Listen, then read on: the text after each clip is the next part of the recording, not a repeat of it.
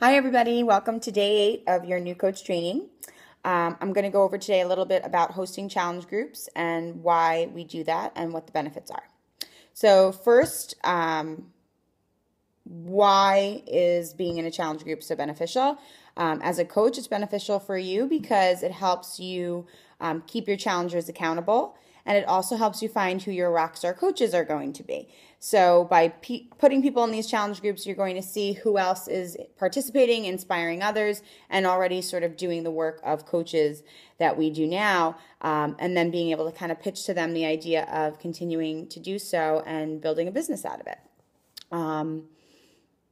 Hopefully you've been part of a challenge group so far, but if you haven't, that's okay. We do run a variety of different kinds, and just so you know, a challenge group is a private Facebook group that we host, usually run by an upline coach of yours, and eventually maybe even by yourself, but all in due time. Let's take it easy. I don't want to overwhelm or scare anybody, but we do run a 7-day clean eating group, usually once a month, sometimes maybe more often or less often, depending on how many people we have interested.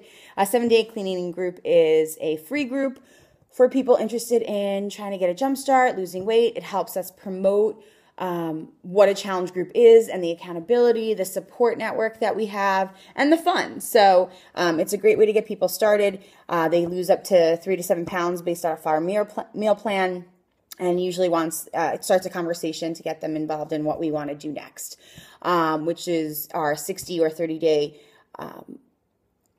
general challenge groups, or we have 21-day fix focused groups as well.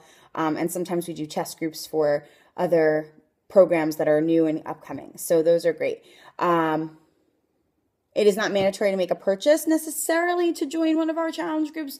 If it's someone who's on the fence about doing so and they really want to try out a group, it's a really good way to get them to see others who are using the product and get them to ask questions or just sort of ghost around and see what's going on so that they can get used to the idea of participating in something like this. So they may have never done anything like this before. But eventually we would like them to make a purchase, whether it be a challenge pack purchase, which is, I always try to pitch right off the bat. It's going to be the best way to get your results, the fastest way to get your results. And it's also going to help them start off their challenge group from a great place, because after they get their, say, just DVDs or workout programs, they might start seeing everyone else drinking Shakeology and say, oh, I want that. And now they have to pay for it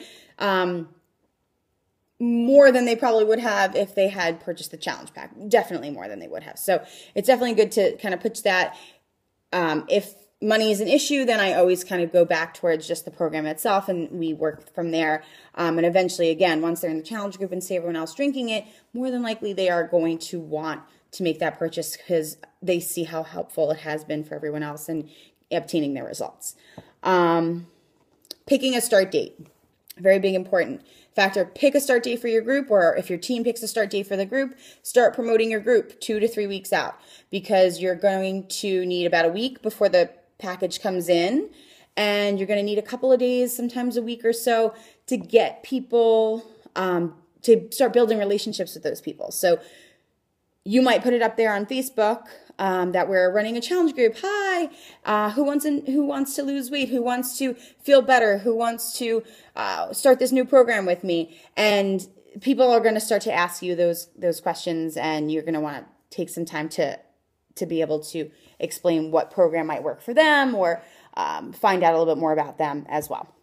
So 2 to 3 weeks out, and I would say 2 to 3 times a week for those weeks. Make sure you're posting different times a day. And we do have invite templates up in the files section. Please ask your coach about those, or ask below if you need help finding those. But those are great to help people, to help you new coaches understand a good way to promote the group without being salesy or too pitchy to the social media world about what we do and why we do it.